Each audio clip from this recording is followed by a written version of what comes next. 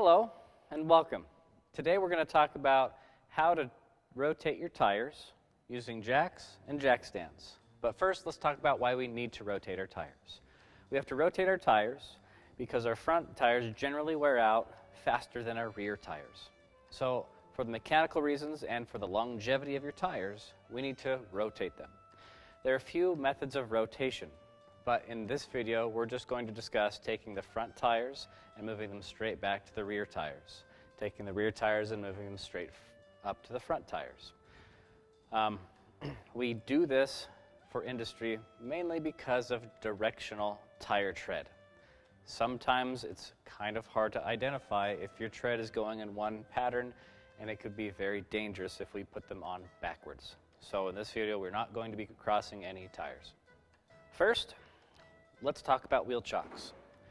When we have our vehicle on the ground, we want to make sure it's in the most level or flattest spot possible, and we need to use wheel chocks because if the vehicle's in park, in gear, even if the emergency brake is applied, we as technicians don't trust that. So we make sure that it's safe and it's not going to roll on us when we start lifting it in the air.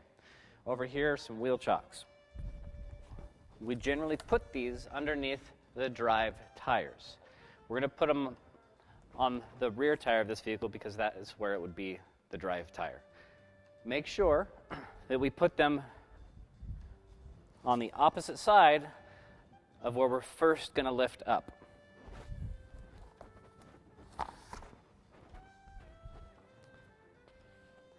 We want to put this in the front and the back of the same tire. That way it cannot roll in either direction. Next, let's talk about our jack. This is a typical floor jack that we would find in most shops. It's ran through hydraulic fluid. The handle is the control center. If we turn the handle clockwise, that locks the fluid in place, and as we pump the handle, fluid is going to push up through a cylinder and lift up on the lifting pad, being able to lift our car.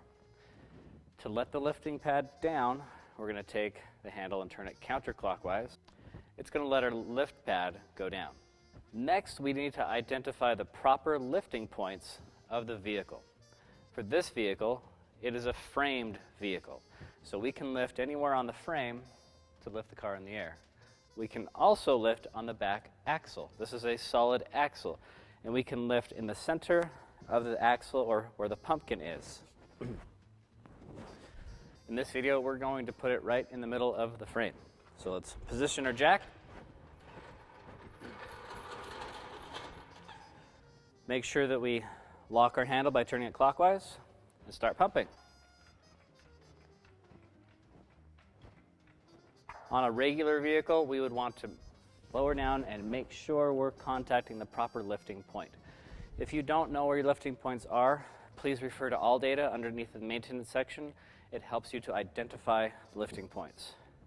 Owner's manuals can sometimes give you that information as well.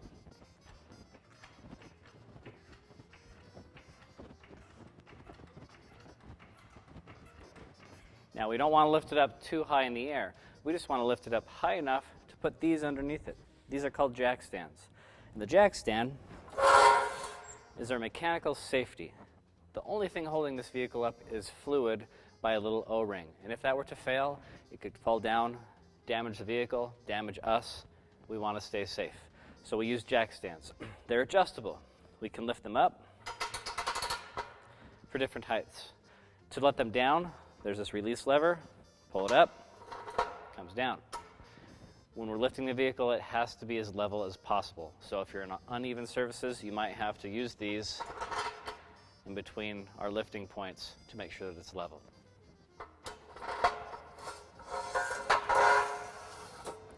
We go up just a little bit more.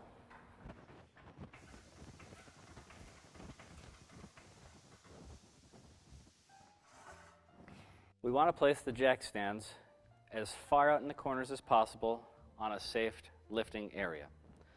So on a non-frame vehicle, that might be what we call pinch welds. Let's take this one, move it over here.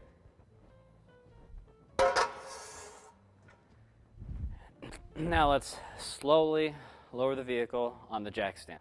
To do that, we're going to take the handle on the jack, turn it counterclockwise. Use your whole body to control the handle. If you use your wrists, you can twist it a little bit too fast, and sometimes this can come down really fast. Again, that could cause damage to equipment or send things flying in towards you or somebody else.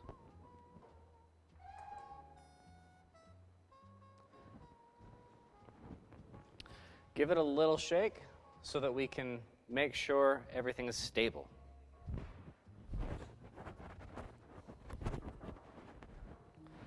Let's go on to the other side. Okay, let's go ahead and lift the other side up.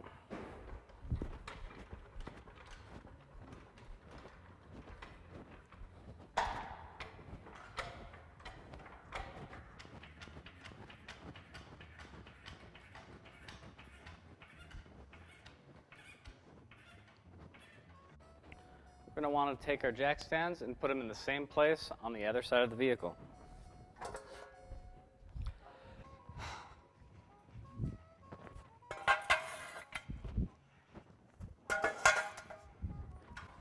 Safely lower it down, making sure you watch the vehicle and controlling that handle as best as possible.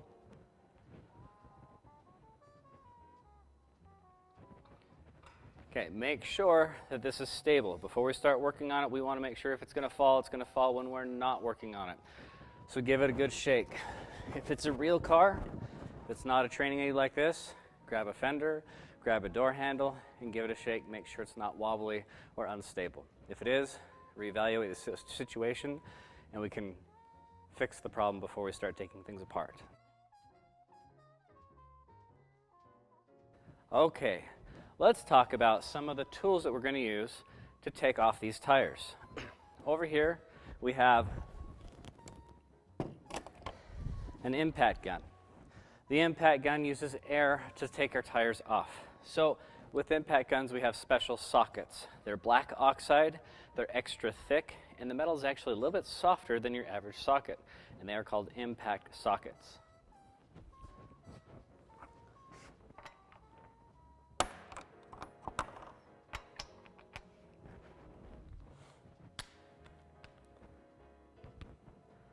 Let's go ahead and find ourselves an air hose. Okay, our air hose has a collar. It's important that we take our thumb and our pointer finger and pull down on the collar and push the tool together until the air stops coming out. Once that happens, let go of the collar and the tool's on. Never pull the trigger unless it's connected to something on the vehicle. This could go spinning, fly off, hit you in the face, hit somebody, damage something. We want to stay safe. To take it off, we take the collar of the air hose and pull down on it. It comes out. If you don't get it the first time, don't worry about it. Sometimes there's a little learning curve, but once you get it figured out, super easy to do. On the back of the tool are your controls. There's little arrows indicating what they do. So this would be counterclockwise and taking it off. If we put it over here, that would be clockwise. We'd be putting it back on. And this dial here is how hard it's going to hit. So if we have something stuck on really bad, we might need to crank it up. Or if we're trying to tighten something up really tight, we might need to crank it up. But we're not going to tighten anything with this today. Let's go ahead and unbolt our wheels.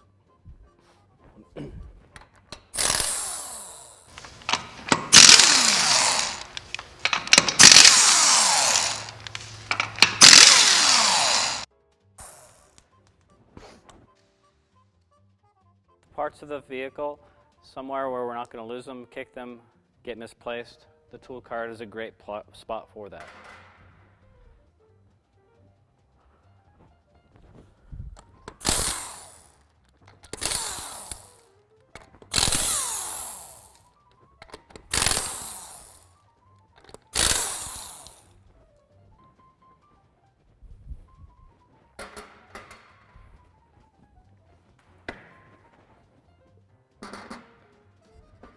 All right, let's take our wheels off and our tires.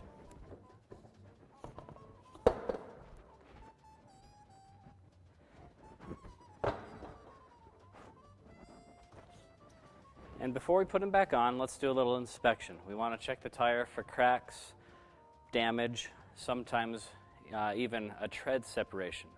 We also want to measure the tread depth, how much tread is left in the tire, so that we know when and if we need to replace our tires. There are a couple of ways to do that. One is we can visually look at the tire, and in between the tread there's a tiny little rubber bar. That's called a wear bar. If the tread is down to the wear bar, such as this tire over here, the tread has met the same distance as where this wear bar is. It's time to replace this tire. It's no good. It doesn't have enough tread to have good traction in poor weather conditions. It also doesn't have enough rubber to absorb the heat needed in extreme use situations. This tire, it's still good. We don't have to worry about it. But as a technician, we want to measure it to kind of predict how long we have left. So over here on the tool cart, we have a little tool called a tread depth gauge. The tread depth gauge looks like this. There's little numbers on it and a little needle that comes down. We're going to put the needle in between the tread and push down on the gauge. And we're going to read the numbers up on the top. The closest number that we see is the measurement the tread is at. This is at 7/32 of an inch. We use 32nds of an inch in the States, not millimeters. But it does have a millimeter side. Okay, let's go ahead and rotate our tires. So we're going to move this guy to the front.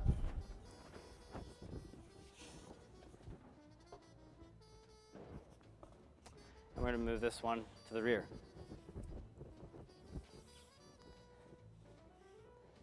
There are a couple of ways of doing this. Tires can be pretty heavy depending on what they came off of in their application. So I will take and line up the holes to your studs. Once they're lined up, I'll roll the tire out of the way. And on this tire, it's light enough, it's not going to hurt or damage any part of me, but I'll put my foot right in the center line of the spindle or the axle. And I rotate the tire on top of my foot, and I can slide it on. Now I don't have to hurt myself, bend over, my back. I'm not even stressed. I can just slide it on. If the tire is heavy, came off of a truck, a heavy-duty application, we don't necessarily want to roll that on our foot. So off of the tool cart, I'm going to take a pry bar or a long lever and do the same thing, but this replaces my foot.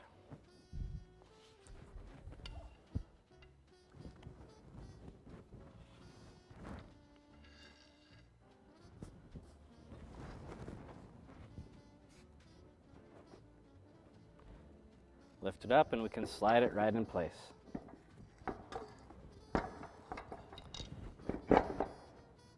Okay, now we're ready to put our lug nuts back on, but before we do, we have to look up the proper tightening specifications. We call these torque specs. You can find that sometimes in your service manual or your owner's manual, but here we use ALLDATA. So log into ALLDATA and look up our specifications for the vehicle. Note that some lug nuts do not have an end cap, and they're conically shaped.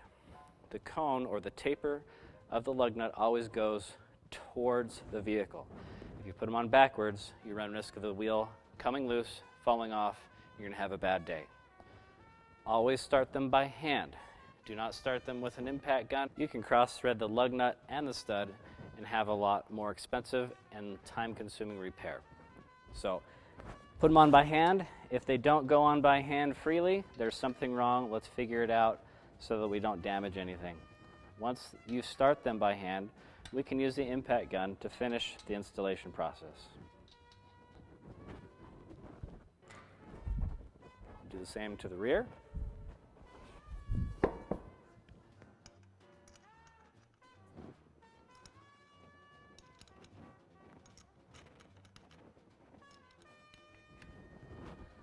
Let's go grab our impact gun.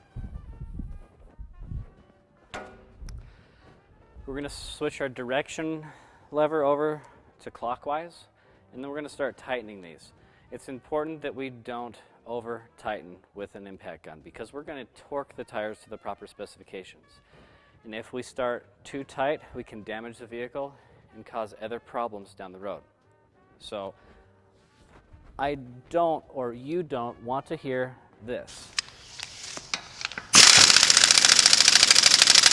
That's almost guaranteeing you're over tightening the fastener. So all you want to hear is this.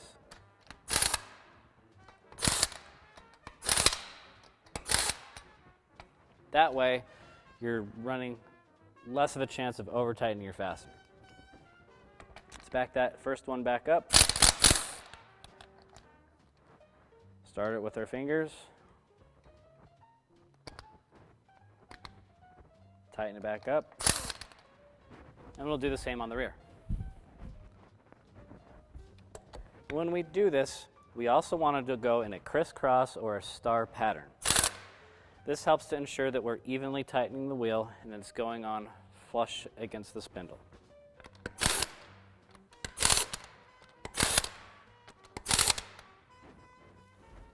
Okay, we're done with this guy. Let's go out and do the other side of the car. Once all 4 tires have been rotated, now it's going to be time to start torquing our fasteners. So it's time to put the car back on the ground. If we tighten them in their position that they're at, it'll just spin the tire and we won't get any force to tighten the lug nuts properly. So let's go ahead and go over to here, lift the car back up off of the jack stands.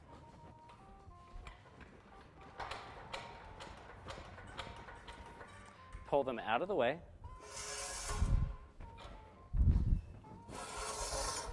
And very slowly lower the vehicle while watching it to make sure it's not going to damage, crush, or hurt anything. Come over to the other side and we're going to do the same thing.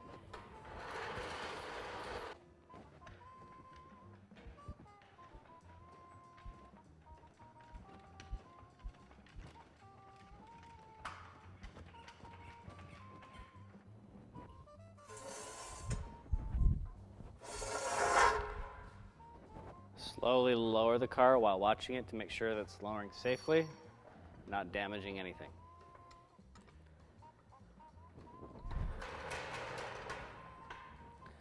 Now that the car is lowered, we have a couple more things to do. We need to tighten our fasteners with a torque wrench. There are different torque wrenches out there, so we're going to go over a couple of them. The most common type you're going to see is a clicker type torque wrench. The bottom, there's a tightening or locking nut that you're going to loosen, and you will tighten and loosen this handle to the correct torque specification. There's numbers here, and you're going to line the numbers up with the corresponding numbers on your handle for whatever the torque spec is. Note, you have foot-pounds on one side and newton meters on the other. Don't get them confused. When we're done with a clicker type torque wrench, it's imperative that we leave the handle loose all the way to 0 as to not stretch out the spring that's inside so that this stays calibrated and useful. We also have digital torque wrenches. These are kind of nice. As you turn them on, they do a self-calibration. You can select your units. Make sure you select the correct units. This will do inch-pounds, kilonewtons, newton meters, foot-pounds. We can't get those confused when we're tightening our fasteners. You can adjust with the arrows. As you tighten it, your torque approaches. You can see a live readout. You'll have light indicators saying you're approaching, exceeding, or meeting your torque response. This thing will also beep at you, and the handle will vibrate. If we can't torque anything right with this, I don't know how else to do it.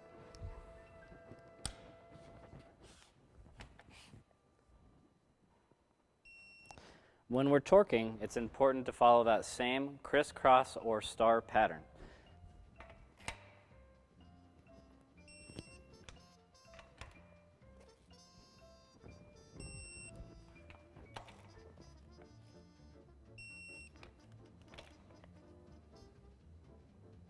Once you've torqued them all, make sure you start back to the first one and double check to make sure it doesn't move and that it's properly torqued.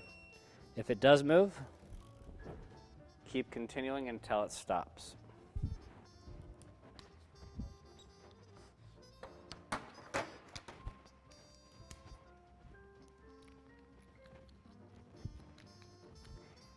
On the back wheel, we'll use the clicker type torque wrench.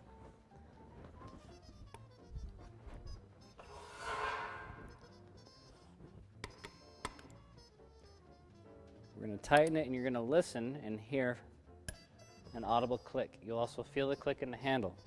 It's important not to go past the click, or else you will over-tighten the wheel.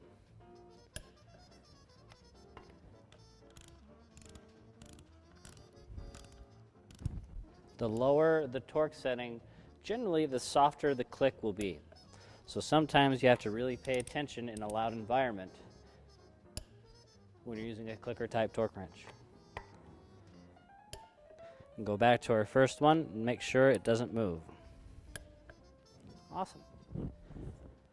When we're done with the clicker type torque wrenches, it's important to take this and put it back to 0 so we don't stretch the spring out.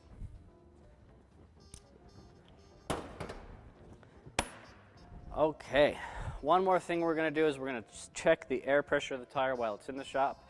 The number one cause of poor gas mileage besides the driver's foot is low tire pressure. So it's important to make sure that our tire pressure is what it's supposed to be.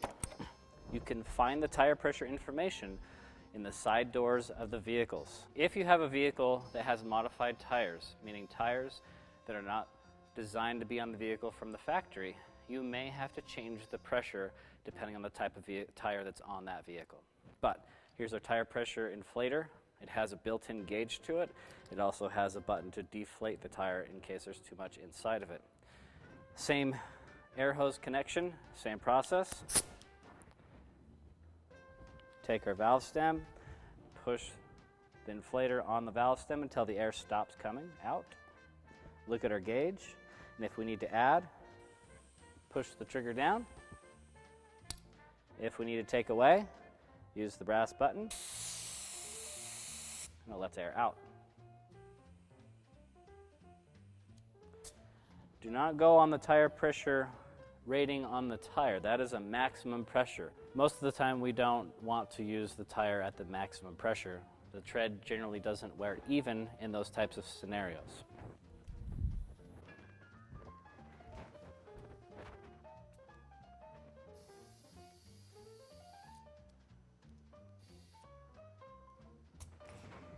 Okay, once we've torqued the tires, check the tire pressure, check the tread depth, we've inspected the tire for damage, it's time to clean up our station and go on to another lab.